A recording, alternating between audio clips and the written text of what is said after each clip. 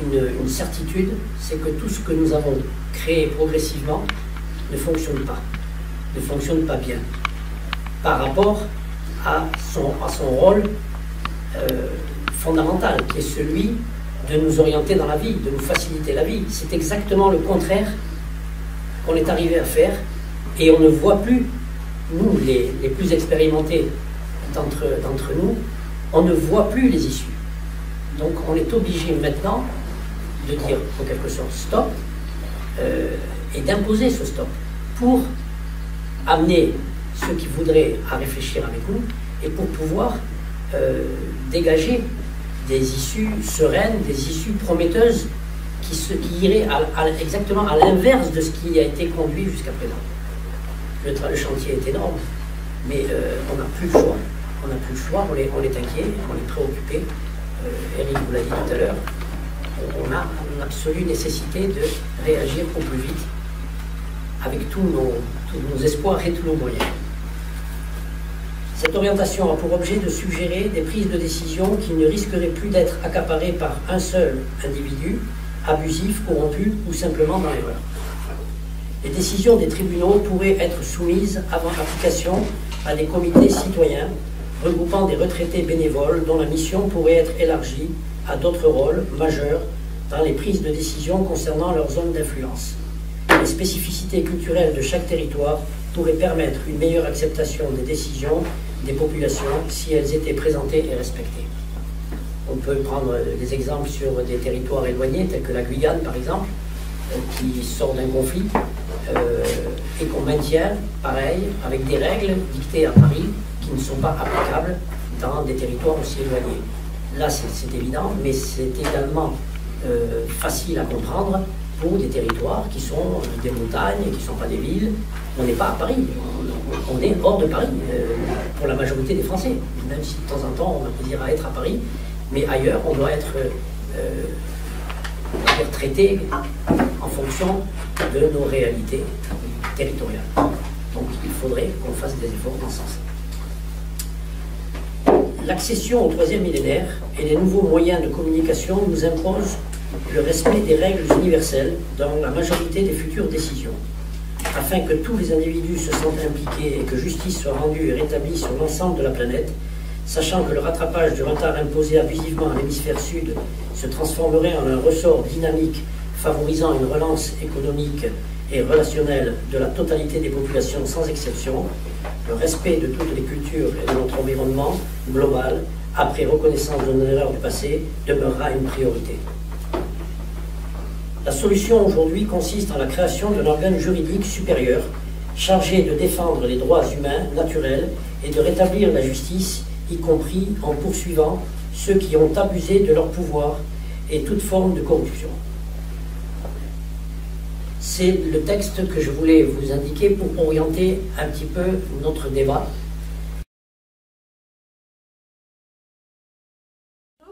Je suis alors Pierre Guillemot et mon combat a commencé il y a maintenant une vingtaine d'années qui m'a amené au Canada auprès d'un organisme international qui se trouve actuellement dans 150 pays. Oui, nous ne sommes pas tout seuls. Cet organisme qui est l'université Louvain, qui est d'origine bretonne, hein, d'Iffindic, vous connaissez Iffindic, à côté de Montfort-sur-Meux. Ce monsieur a pris conscience dans quelle galère nous étions au niveau économique et il s'est donc intéressé au niveau de la finance.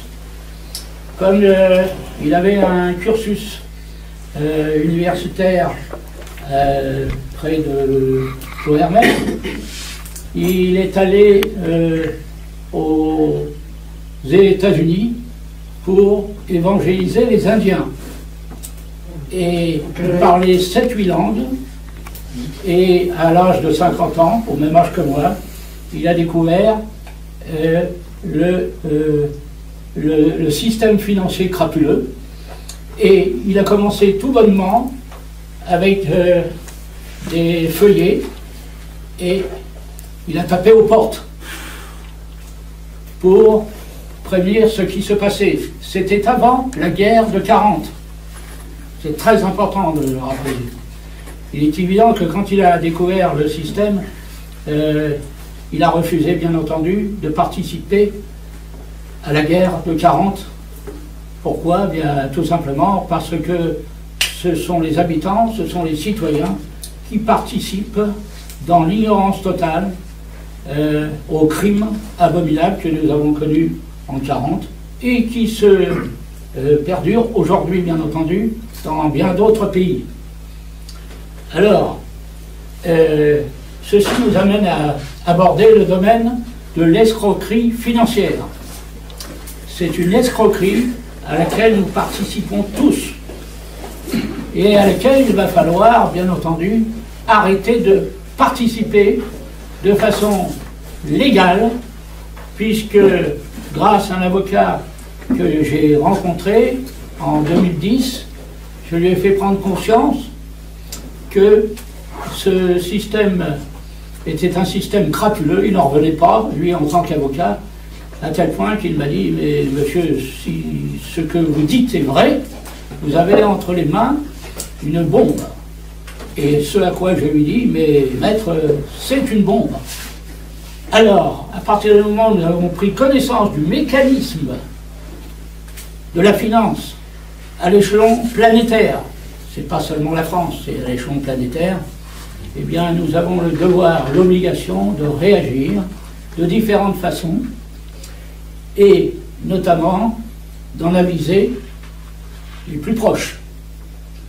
Tous vos amis, vos parents qui sont beaucoup dans l'ignorance et qui ne peuvent continuer à participer à ce crime international. Notre argent, par le biais des impôts, sont des impôts que vous pouvez qualifier d'escrocs et criminels. Et je pense que vous pouvez décider de vous-même de ne plus participer à cette escroquerie. Escroquerie dont les élus ont pris connaissance, puisque en 2016, mars 2016, j'ai eu l'occasion de rencontrer le président de l'Assemblée nationale, qui était M. Bartolone, et je lui ai posé cette question suivante. Monsieur le Président, avez-vous pris conscience que la dette publique n'est pas une dette d'emprunt, mais une dette d'intérêt composée, cumulée, de type macro-usuraire? Et me regardant bien droit dans les yeux, il m'a dit, monsieur, il m'a serré sa main très profonde, et à vous de comprendre à quoi cela correspondait. Monsieur, vous avez tout à fait raison. Alors, puisque vous reconnaissez les faits, Monsieur le Président, qu'envisagez-vous de faire? Écoutez bien ce qu'il m'a répondu tous, et toutes. Ne payez plus. C'était le président de l'Assemblée nationale. Alors, vous savez à quoi vous en tenir maintenant. Mais pour ce qui est de mon passé, comme j'en ai pris conscience bien avant, depuis 14 ans, je refuse de participer au plus grand crime contre l'humanité. J'ai donc décidé de ne plus payer l'impôt. Ce qui m'a valu, bien évidemment, des réactions de la part du Trésor public, qui, je le précise, est une mafia en bande organisée. Et n'hésitez pas à le répéter, parce que c'est la vérité. Ils sont tous au courant. Alors ça m'a valu évidemment ce que vous allez connaître si vous le faites, et je vous encourage à le faire. Pourquoi? Eh bien, tout simplement parce qu'il existe un rapport international de 1995 du Dominion Bond Rating Service et qui précise que, alors c'est un rapport international, parce que ça touche l'ensemble de la planète. Seuls 5% des dépenses de l'État représentent la dette. Ce qui veut dire que si nous devons payer 5% pour le bien fondé de la dette, il y a 95% auxquels nous ne devons plus participer et qui servent évidemment à la corruption, mais au pire crime contre l'humanité, c'est-à-dire les guerres controversées et les attentats qui sont en réalité des attentats d'État. les attentats sont organisés par des gens du pouvoir, des gouvernements mondiaux et des responsables du système bancaire pour entretenir la peur. Alors un conseil, n'ayez pas peur, ça, je crois que ça en vaut la peine. Et bien entendu, soumettre la population afin que celle-ci voue une obéissance servile au gouvernement en général, lesquels déclenchent des guerres, comme je vous ai dit, ou des actions contre un terrorisme qui n'existerait pas sans leur concours. Allez voir qui est Albert Pic sur Internet, et vous allez découvrir que ça fait partie d'un complot. Il faut en parler du complot, parce que c'est pas par hasard. Vous avez la première, vous avez la deuxième. Eh bien, si vous ne faites rien, vous aurez la troisième. Alors, vous n'aurez pas la troisième guerre mondiale à une seule condition, c'est de ne plus participer avec la monnaie que nous avons, l'argent dette et l'argent taxe. C'est un système totalement pourri. Cet argent dette, cet argent taxe, il faut le transformer en argent sans dette et sans taxe. Et avec cet argent sans dette et sans taxe, c'est bien pour ça qu'il va falloir qu'ensemble, nous décidions de créer notre propre banque. Alors, il ne faut plus payer, hein. Ben oui. D'autant plus que cet argent-là, eh bien, c'est de l'argent qui, d'après vous, appartient à qui? À nous. Ah, vous croyez? Vous croyez que vous êtes propriétaire de votre argent que vous déposez à la banque? Ah oui, chaque mois, ben, détrompez-vous. À partir du moment où vous avez déposé un chèque, votre argent n'est plus à vous. C'est la raison pour laquelle le banquier va oser se permettre de saisir tout l'argent que vous avez gagné à la sueur de votre front. Le droit de propriété est un leurre aujourd'hui. C'est la mort du droit de propriété. Vous pouvez dire ça à tous les agriculteurs. Ils ont de la terre, ça ne leur appartient plus. Il y a eu un article de fait dans ce sens. Vous croyez propriétaire de votre appartement, propriétaire de votre maison. Ben, vous êtes plus propriétaire. Vous êtes en caleçon. Dites bien à vos parents, vos grands-parents, que bientôt, ils ne toucheront plus leur retraite. Et c'est logique. Parce que aujourd'hui, avec quoi sont payées les retraites? Des emprunts. Un coup d'emprunt. Ça veut dire quoi? Ça veut dire que il n'y a plus d'argent dans les caisses. Ben non, ils empruntent. Ils font de la cavalerie financière. Et vous allez découvrir qu'en vertu du droit, le Code général des impôts n'existe pas. Autrement dit, la légitimité des notaires, zéro. C'est pas vrai. Ils sont dans l'inégalité. Ce sont les hommes qui s'appellent Rockefeller. Rockefeller, qui est une émanation de Rothschild. Alors surtout, ne me dites pas que ce sont des juifs, parce que c'est tout l'inverse. Ce sont des faux juifs. Alors pour comprendre l'existence des faux juifs, il faut que vous allez voir un site qui est formidable. Il y a 29 pages à lire. Lisez-le, relisez-le. Et il s'intitule Sémite en un mot, et Sémite en deux mots, SES, plus loin mythe, MYTHES. Lisez-le, faites-le connaître par n'importe quel moyen. Que ce dont je peux vous dire, c'est qu'aujourd'hui, prenez conscience que nous ne sommes pas dans une démocratie. Nous sommes sous le 4e Reich. Allez voir un site concernant la nouvelle capitale qui s'appelle Astana du Kazakhstan. Et où s'est rendu le pape actuel, le faux pape. Et cette capitale d'Astana, comment a-t-elle pris naissance? Eh bien, elle a pris naissance grâce à un architecte et grâce à l'argent de l'Empire khazar de l'Orient, c'est-à-dire d'Arabie Saoudite et du Koweït.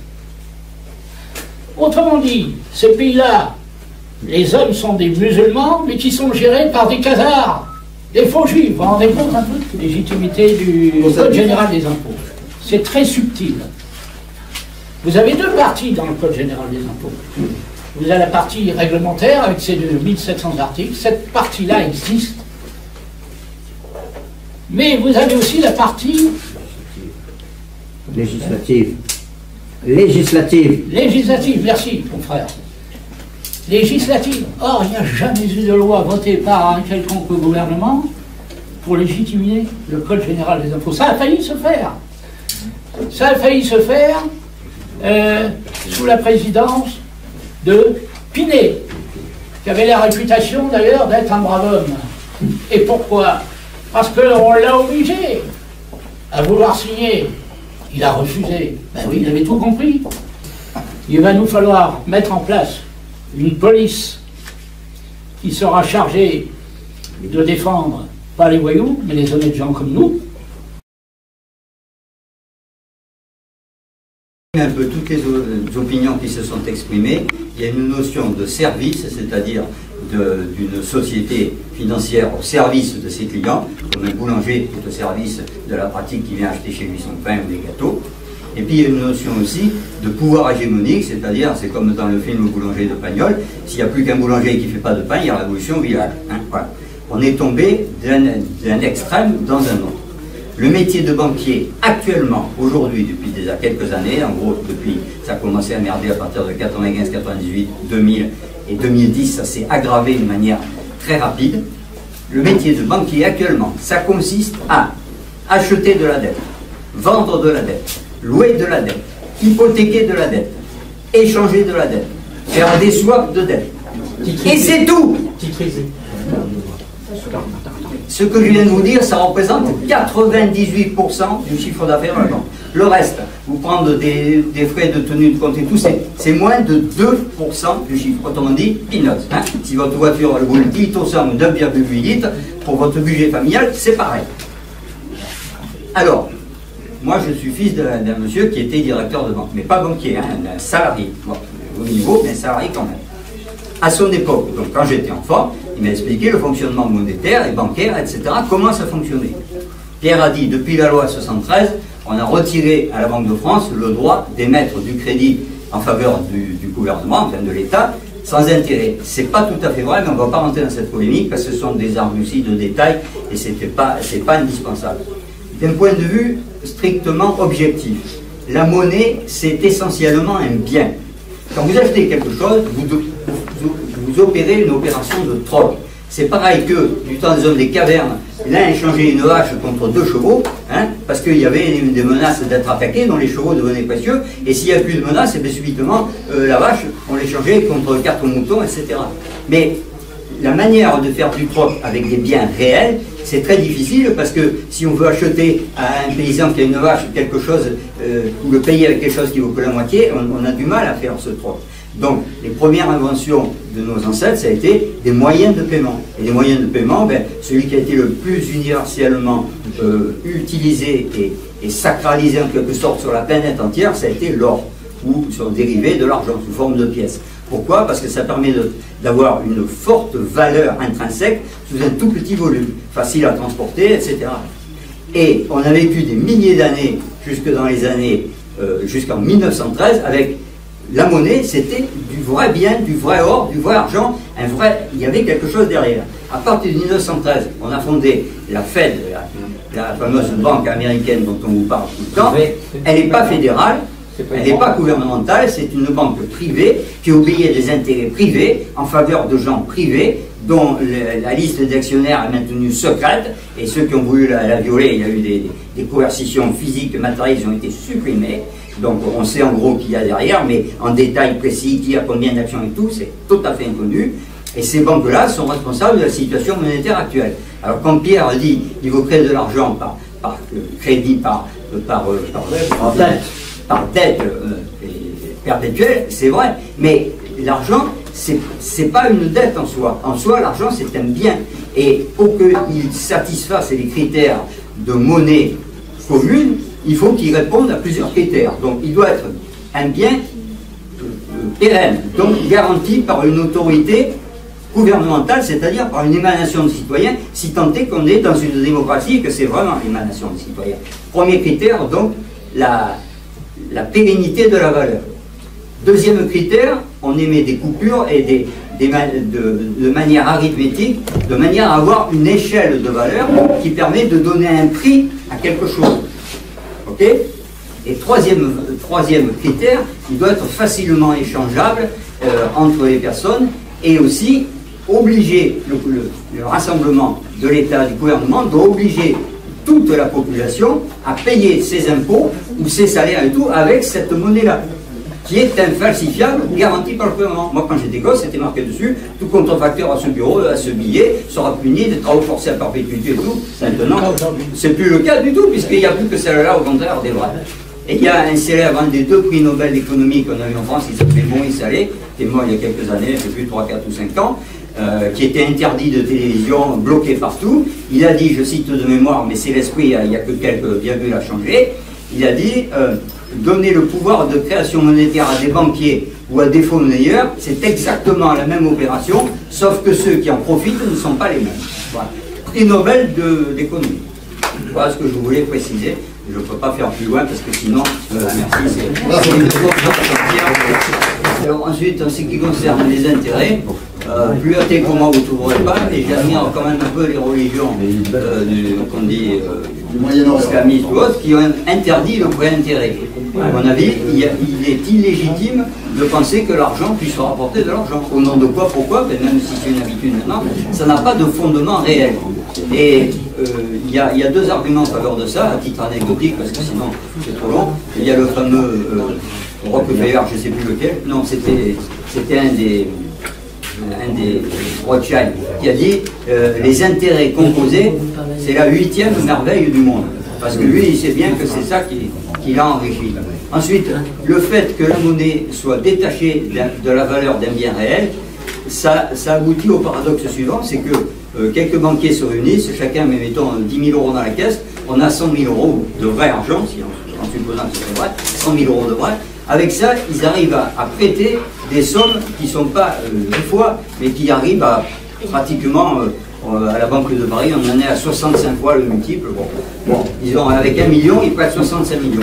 Mais s'ils avaient prêté 1 million de vrai argent à 5%, ils auraient eu 5% d'un million. S'ils prêtent seulement à 2%, mais 60 millions, ils ont, qu'à faire l'opération, un revenu fantastique.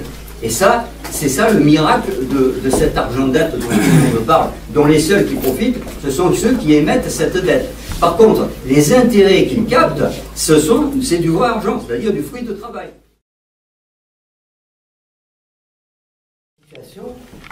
Moi je dis, cette loi d'unité, c'est la loi constitutionnelle, entre autres, du sujet yin et du sujet yang, que nulle personne ne doit oublier pour le bonheur individuel, de couple, de famille, de groupe et universel. Et donc les droits humains, moi je dis, il faudrait les ramener à ce sujet-là, puisque de toute façon, si tout est double, on parle de droits et de devoirs, évidemment.